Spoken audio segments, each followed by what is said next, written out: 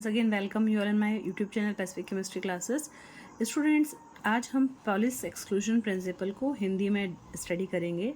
Polish exclusion principle को poly का अपवर्जन नियम कहते हैं या पॉलिश का अपवर्जन सिद्धांत भी कहते हैं। तो इस नियम के अनुसार क्या होता है, कोई भी हमारे जो ऑर्बिटल के दो इलेक्ट्रॉन्स होते हैं एक ही समय में एक क्वांटम स्टेट में नहीं रह सकते, अर्थात no two electrons in an orbitals can have same values for all the four quantum numbers. आपने इस सिद्धांत को पढ़ने से पहले तो क्वांटम नंबर समझना है अच्छे से। हमारे पास जो चार क्वांटम नंबर्स होते हैं कौन कौन से होते हैं? मुख्य क्वांटम संख्या, दिगांशी क्वांटम संख्या, मैग्नेटिक क्वांटम संख्या और स्पिन क्वांटम संख्या। तो कोई भी ऑर्बिटल के दो इलेक्ट्रॉन्स एक ही समय में एक क्वांटम स्टेट में नहीं रह सकते। इस सिद्धांत को हम ऐसे भी लिख सकते हैं, किन्हीं भी दो इलेक्ट्रॉन्स की चारों क्वांटम नंबर्स के मान एक समान नहीं हो सकते। जो कण इस सिद्धांत का पालन करते हैं फर्मियंस कहलाते हैं, एग्जाम्पल इलेक्ट्रॉन, प्रोटॉन और न्यूट्रॉन। और जो इस सिद्धांत का पालन नहीं करते हैं उन्हें हम बोसोन कहते हैं। आइए अब हम इस सिद्धांत को एक एग्जाम्पल के सहायता से देखते हैं। जैसे कि अभी आपने सपोज करिए ये एक आपका ऑर्बिटल है, एक ऑर्बिटल में हमने दो इलेक्ट्रॉन्स भर दिए हैं और इस ऑर्बिटल का नाम सपोज करिए आपका हमने दे दिया है ये 2s, राइट। तो ये जो फर्स्ट इलेक्ट्रॉन है इसको आपने बोल दिया A और इस इलेक्ट्रॉन को हमने बोल दिया इलेक्ट्रॉन B। ये इलेक्ट्रॉन हो गया आपका कौन सा, इसको हमने बोल दिया इलेक्ट्रॉन A। ये वाला इलेक्ट्रॉन हो गया हमारा B इलेक्ट्रॉन। अब हमको इसमें हमारा नियम क्या है कि किसी भी, ये एक ऑर्बिटल है जिसका नाम है 2s और ये आपको मालूम होना चाहिए ये जो 2 है ये क्या बताता है, ये हमको मुख्य क्वांटम संख्या बताता है ना। इसको हम इंग्लिश में क्या बोलते हैं, हम इसको बोलते हैं प्रिंसिपल क्वांटम नंबर, ओके। और ये जो हमारा S है ये हमको कौन सी संख्या बताता है, दिगांशी क्वांटम संख्या या एजीम्यूथल क्वांटम नंबर। तो अपना डेफिनेशन क्या है, एक ऑर्बिटल के दो इलेक्ट्रॉन्स के चारों क्वांटम संख्याओं के मान एक समान नहीं होते हैं। तो सबसे पहले हम इसके लिए प्रिंसिपल क्वांटम नंबर का मान लिखते हैं। तो अपन ने पहले लिखा A इलेक्ट्रॉन के लिए, इस तरफ हम लिखेंगे B इलेक्ट्रॉन के लिए। तो प्रिंसिपल क्वांटम संख्या को हम कैसे रिप्रेजेंट करते हैं, N से, ठीक है। तो N क्या है, इस ऑर्बिटल में है पहले इलेक्ट्रॉन A के लिए कौन सा है, N 2 है ना, ये प्रिंसिपल क्वांटम नंबर होता है। तो इधर पे n इज इक्वल्स टू क्या हो गया, प्रिंसिपल क्वांटम नंबर 2 हो गया। इसी प्रकार से जो B इलेक्ट्रॉन है भाई वो भी इसी ऑर्बिटल के अंदर बैठा है, इसी कक्षक में है ना। तो इसके लिए भी हमारा जो B इलेक्ट्रॉन है उसका भी प्रिंसिपल क्वांटम संख्या का मान क्या हो गया, उसमें भी n बराबर क्या हो गया आपका 2। अब आते हैं हमारा एजीम्यूथल क्वांटम संख्या 2, ओके। L से रिप्रेजेंट करते हैं ना दिगांशी क्वांटम संख्या को। तो हमको पता है जब L का मान क्या होता है 0 1 2 3 सब शेल है ना, ये आपकी S P D F। जब आपको S दिया है, क्या दिया है आपको S, ये जो हमारा ऑर्बिटल हम लिखते हैं ये 2 नंबर हमको प्रिंसिपल क्वांटम संख्या बताता है और S क्या बता रहा है, एजीम्यूथल क्वांटम नंबर। तो यहाँ पे S है ना, इसका मतलब L का मान 0 होगा तब हम S सब शेल लिखते हैं, जब L का मान 1 है तब P लिखते। अभी क्या दिया है आपको S, अर्थात L की वैल्यू कितनी होगी 0। तो L का मान कितना हो जाएगा, A इलेक्ट्रॉन के लिए 0। इसी प्रकार से B इलेक्ट्रॉन भी इसी बॉक्स में है, 2s ऑर्बिटल में है, तो इसके लिए भी क्या हो जाएगा 0। अब आते हैं हमारे नेक्स्ट मैग्नेटिक क्वांटम नंबर के लिए। तो मैग्नेटिक क्वांटम नंबर को हम दर्शाते हैं m से, और m का मान क्या होता है हमारा 2l+1, ओके। तो m का मान हमारा होता है 2l+1। l मतलब हमारा दिगांशी क्वांटम संख्या, तो दिगांशी क्वांटम संख्या S है जिसके लिए मान कितना होता है 0। आपने लिखा है ना L इज इक्वल्स टू 0। तो जब हमारा L बराबर 0 होगा तो हम इसको कैसे कैलकुलेट करेंगे, 2 × 0 + 1, ओके। तो 2 × 0 कितना हो जाएगा 0 + 1, अर्थात कितना मान आ जाएगा आपको m बराबर 1 आ जाएगा, ठीक है। और जब ये जो एक मान हमारा हम नंबर लाइन के ऊपर रखते हैं ना, आप मेरा क्वांटम नंबर्स का वीडियो ध्यान से देखिएगा, तो जो फर्स्ट वैल्यू होती है नंबर लाइन पर जो हम लिखते हैं ना -L 0 से +L तक, तो यहाँ पर एक मान है मतलब एक ऑर्बिटल है, तो पहली वैल्यू जो नंबर लाइन पे होती है वो क्या होती है बेटा 0। अर्थात जब L बराबर 0 है, इसमें हमने क्या रखा है L का मान, बिकॉज ये 2s कक्षक है तो L का मान कितना है अपना 0। तो जब L का मान 0 होता है तो M का मान भी आपका ज़ीरो आता है, मीन्स m बराबर 1 आता है। 1 मतलब पहला मान होगा हमारा नंबर लाइन के ऊपर 0, अर्थात m बराबर भी आपका 0 हो जाएगा। तो अभी आप देखिए ध्यान से कि यह इस सिंपल है, इस कक्षक के अंदर आपके पास में 2 इलेक्ट्रॉन हैं। पहला इलेक्ट्रॉन A है, दूसरा इलेक्ट्रॉन आपका B है। तो पहले इलेक्ट्रॉन के लिए प्रिंसिपल क्वांटम नंबर क्या हो जाएगा 2, बी इलेक्ट्रॉन के लिए भी प्रिंसिपल क्वांटम नंबर क्या हो जाएगा 2। L का मान कितना है 0, क्योंकि ये S कक्षक बता रहा है, तो S के लिए L का मान होता है 0। तो इसी प्रकार से अब आपका L का मान 0 है, तो M का मान भी हमने कैलकुलेट किया तो 0 आ जाएगा। तो अभी आप पॉलीज एक्सक्लूशन प्रिंसिपल क्या होता है, कोई भी ऑर्बिटल में रहने वाले जो 2 इलेक्ट्रॉन्स हैं उनके चारों क्वांटम संख्या के मान एक जैसे नहीं होते हैं। अगर प्रिंसिपल क्वांटम नंबर संख्या एक सी है, इधर n बराबर 2 है, ये भी n बराबर 2 है, ये L बराबर 0 है, ये भी ये सेम है, m बराबर 0 तो ये भी। लेकिन अगर हम बात करते हैं हमारे fourth quantum number spin quantum number की, तो अब आपको ध्यान से देखना, ये कैसा है बेटा, क्लॉकवाइज स्पिन है ना, तो इसके लिए क्या वैल्यू होती है हमारी +½ ओके। और ये हमारा है एंटी क्लॉकवाइज इलेक्ट्रॉन, तो इसकी वैल्यू क्या होती है हमारी -½ तो आई होप आपको समझ में आ गया होगा कि फर्स्ट क्वांटम नंबर एक सा हो सकता है, सेकंड क्वांटम नंबर भी एक सा हो सकता है, थर्ड क्वांटम संख्या भी एक सी, बट जो चौथा वाला स्पिन क्वांटम नंबर है वो हमेशा हमारा अलग अलग होगा। एक का मान क्या दिया है +½ एक का नाम दिया है -½ तो अभी हमने पढ़ा था ना, जो particles Pauli's exclusion principle, Pauli's अपवर्जन नियम का पालन करते हैं उनको हम फर्मियंस कहते हैं। Example electrons, protons. ओके, तो आई होप ये एग्जाम्पल आपको समझ में आया होगा। हम एक और एग्जाम्पल देखते हैं। अब आप ट्राई करिएगा। हम लेते हैं हीलियम। ओके, हीलियम का एटॉमिक नंबर कितना होता है, हीलियम का एटॉमिक नंबर होता है 2, राइट। तो इसकी कॉन्फ़िगरेशन क्या हो जाएगी हमारी 1s2। अब हमको फिल करना है, आप ट्राई करके देखिए। हमने ये एक इलेक्ट्रॉन फिल कर दिए, इस ऑर्बिटल का नाम क्या है 1s है, राइट।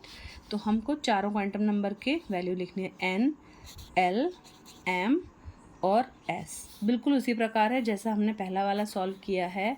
आप कोशिश करो। तो मैंने आपको बताया बच्चों, ये जो हमारा होता है 1 नंबर, ये हमारा क्या होता है, जैसे अगर हमने लिखा है 1s, तो ये हमारा कौन सा नंबर है, ये हमको बताता है प्रिंसिपल क्वांटम नंबर, मुख्य क्वांटम संख्या।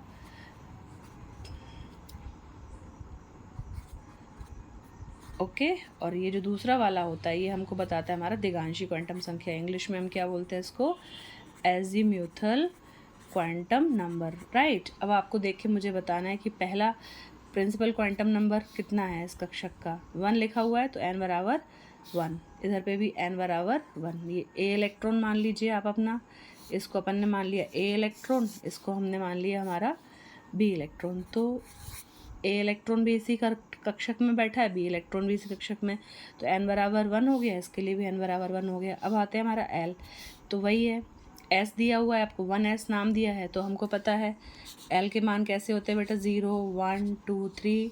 तो अगर 0 आता है तो s, p, d and f। तो जब आपका यहाँ पर s दिया है अर्थात l का मान क्या होता है 0 होगा, है ना। तो यहाँ पर भी हमने l = 0, क्योंकि ये दोनों के लिए s ही दिया है ना। अब m का मान निकालना है, तो m का मान मैंने अभी आपको बताया था, m का फॉर्मूला क्या होता है, m = 2l + 1। तो आपके पास l बराबर कितना है 0 है, तो हम फॉर्मूले में रखेंगे तो क्या हो जाएगा 2 × 0 + 1, अर्थात 2 × 0 करेंगे तो 0, 0 + 1 = हमको केवल 1 मिल रहा है। तो ये जो हमारा 1 होता है ये हमको ऑर्बिटल की संख्या मिलती है, और हमको ये मान को काय पे रखना पड़ता है, नंबर लाइन पे। तो हम नंबर लाइन पे रखेंगे तो -l 0 से +l तक, राइट। तो ये एक मान है, एक ऑर्बिटल है, तो पहला मान जो होता है m का वो 0 होता है, अर्थात जब l बराबर 0 है तो m का मान भी 0 आएगा। आपको कंफ्यूज नहीं होना है, क्योंकि हमारा m का मान 1 आ रहा है, 1 मतलब पहला मान, तो पहला मान क्या है नंबर लाइन पे 0 है, इसलिए हमारा m का मान क्या आ जाएगा, यहाँ पर भी 0 आ जाएगा, राइट। तो ये हो गया आपका, दोनों में 0 0 हो गए। अब आप पॉलिस एक्सक्लूशन प्रिंसिपल को सिद्ध कर सकते हैं। प्रिंसिपल क्वांटम नंबर संख्या सेम है, n = 1 है, इलेक्ट्रॉन a के लिए और b के लिए भी। L 0 है, इसके लिए भी, इधर पे भी M क्या है 0 है, यहाँ पर भी 0 है। लेकिन अब हमको देखना है क्वांटम संख्याएं कैसी हैं।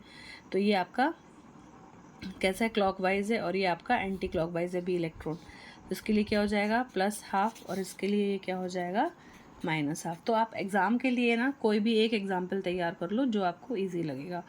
इसी प्रकार से हम दूसरे एक और एग्जाम्पल ले सकते हैं, जैसे कि हमारा कार्बन है। कार्बन का एटॉमिक नंबर क्या होता है 6 होता है। तो कॉन्फ़िगरेशन क्या हो जाएगी हमारी 1s2 2s2 2px 2py और 2pz। तो इसमें 6 इलेक्ट्रॉन होते हैं ना, तो हमने पहले तो जब इसको फिल करेंगे तो 2px1 2py1 एंड 2pz 0 हो जाता है। इसी प्रकार से इसमें तो एक ही इलेक्ट्रॉन आ रहा है। ओके, अब हम देखते हैं जहाँ पे हमारे p में भी 2 इलेक्ट्रॉन होंगे। तो मैं आपको एग्जांपल समझा दूँगी। तो अगर हम ऑक्सीजन की बात करेंगे तो ऑक्सीजन का एटॉमिक नंबर कितना होता है 8 है ना। तो यहाँ पे कॉन्फ़िगरेशन क्या हो जाएगी 1s2 2s2 2px2 2py1 and 2pz1। तो हम लेते हैं हमारा 2px ऑर्बिटल। ओके, इसमें हम पॉलीज एक्सक्लूशन प्रिंसिपल देखते हैं ना। तो अब हमारे जो कक्षक है हमने कौन सा वाला सिलेक्ट किया है, इसका नाम है हमारा 2px। इसमें 2 इलेक्ट्रॉन हैं। तो ये पहला इलेक्ट्रॉन हो गया A, अब ये हो गया हमारा इलेक्ट्रॉन B। अब अपन को देखना है इसमें n = कितना हो जाएगा, जल्दी बोलिए फटाफट। ये 2 दिख रहा है आपको, तो ये हमारा प्रिंसिपल क्वांटम संख्या होता है। तो अपन ने लिख दिया यहाँ पे दोनों इलेक्ट्रॉन्स के लिए 2। अभी p है तो अपन को मालूम है जब l का मान s p d f है, अर्थात s = 0 1 2 3। तो अभी हमको क्या दिया है p। जब p दे रखा है तो आपको क्या हो जाएगा बेटा l = 1। यहाँ पर भी हमारा दिगांशी क्वांटम संख्या का मान क्या हो जाएगा p, क्योंकि कक्षक नाम क्या है 2px। तो दोनों इलेक्ट्रॉन्स के लिए प्रिंसिपल क्वांटम नंबर संख्या 2 हो गई, यहाँ पर भी हो गई। l का मान 1 हो गया, इधर पे भी l का मान 1 हो गया। अब हमको निकालना है m। तो m का मैंने फॉर्मूला बताया था आपको, क्या होता है m = 2l + 1। तो अब l का मान कितना रखना पड़ेगा आपको, l का मान कितना है दोनों केस में 1, तो हमने 1 रख दिया +1। ठीक है, तो कितना आ जाएगा आपको 2 × 1 + 2, तो कितना मिल जाएगा हमको 3। 2 × 1 2 + 1 3 हो जाएगा। अर्थात हमारा जो m है तो ये क्या बता रहा है, जो p सब शेल होता है, जो p हमारा सब शेल होगा उसमें 3 ऑर्बिटल होते हैं।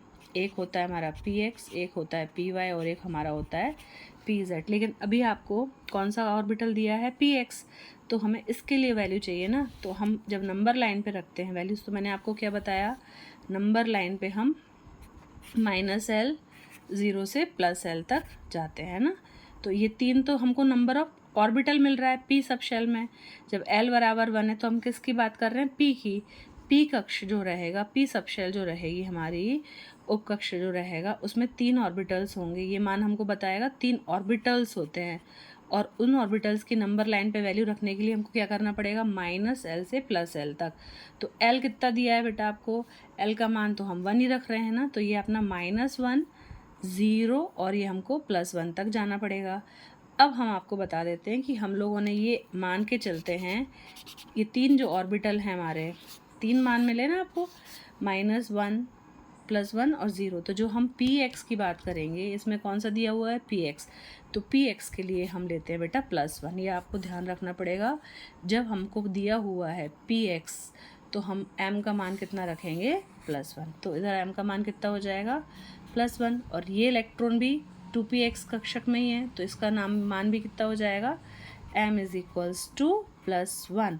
तो अब फिर से देखो आप, पॉलीज एक्सक्लूशन प्रिंसिपल क्या बोलता है, n का मान सेम हो सकता है, प्रिंसिपल क्वांटम नंबर संख्या सेम है, l भी आपका 1 1 हो रहा है, m भी दोनों में +1 हो रहा है, क्योंकि ऑर्बिटल का नाम क्या दिया है 2px। ओके, अब स्पिन क्वांटम नंबर तो अब आपको समझ में आ गया होगा, ये क्लॉकवाइज है तो यहाँ पे हमें वैल्यू क्या रखनी है +½ और ये एंटी क्लॉकवाइज है तो यहाँ पे हमें वैल्यू क्या रखनी है -½ तो ये मैंने एक दूसरा एग्जाम्पल लिया 2px2। तो आप डायरेक्ट भी एग्ज़ाम में ले सकते हो 2px2, और एग्ज़ाम में कभी कभी इस टाइप से भी आता है आपको अपने मन से समझाना पड़ता है कि उन्होंने आपको ये मान दे दिए कि इस इलेक्ट्रॉन, ये ऑर्बिटल के सेकेंड इलेक्ट्रॉन के सारे मान लिखो, तो हमको इस टाइप से सॉल्व करना पड़ता है। प्रिंसिपल क्वांटम नंबर संख्या 2 है, L1 आएगा, M दोनों में +1 होगा, लेकिन आपका स्पिन क्वांटम नंबर हमेशा अलग होगा। तो पॉलीज एक्सक्लूशन प्रिंसिपल एक बार फिर से क्या होती है परिभाषा, किसी भी ऑर्बिटल के दोनों इलेक्ट्रॉन्स के चारों क्वांटम संख्याओं के मान एक जैसे नहीं होते हैं। उनका प्रिंसिपल क्वांटम नंबर सेम हो सकता है, दिगांशी क्वांटम संख्या भी सेम हो सकता है, मैग्नेटिक क्वांटम संख्या भी सेम हो सकता है, लेकिन उनका फोर्थ क्वांटम संख्या जरूर भिन्न होगा। मतलब हमारा जो चक्रण क्वांटम संख्या है, स्पिन क्वांटम संख्या है, वो हमेशा भिन्न होता है। होप आपको वीडियो समझ में आएगा। Thanks for watching. Do subscribe the channel and do share with your friends. अगर कोई भी आपको वीडियो हिंदी में चाहिए तो मुझे कमेंट बॉक्स में लिख के ज़रूर बताएं। और एग्ज़ाम में टेंशन नहीं लेना चाहिए। एग्ज़ाम में हमें अगर मान लीजिए आपको क्वेश्चन 5 मार्क्स में है तो आप 3 एग्जाम्पल दे दीजिए, और अगर 1 मार्क में है तो आप सिंपल डेफिनेशन और एक एग्जाम्पल दे सकते हैं।